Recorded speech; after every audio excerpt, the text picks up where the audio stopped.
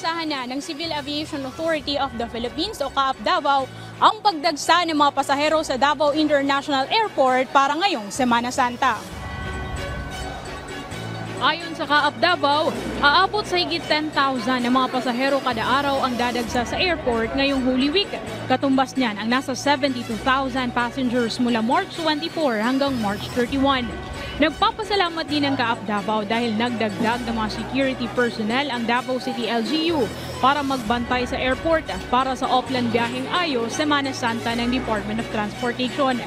Doon sa ng DOTR, Oplan Biyaheng Ayo Semana Santa, yun ang aming aim, yung ease of travel ng mga flying public natin. Meron tayong mga malasakit centers, meron tayong yung mga facilities natin sa airport ay pinrepair na natin katulad ng sa comfort rooms, yung ating mga air conditioners, stairs, escalators, elevators.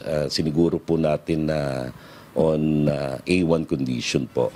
Ang first-time traveler abroad na si Joey, inaasahan na walang aberya sa kanilang bakasyon patungong Singapore. Sana walang aberya, lalo na sa Manila na maraming magta-travel siguro ngayon. Expected na namin na marami talaga magta-travel abroad.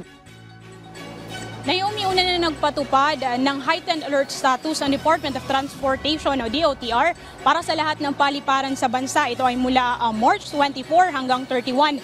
Ito ay para sa mas pinaigting na safety and security measures para ngayong Holy Week. At yan ang huling update mula rito sa Davao International Airport.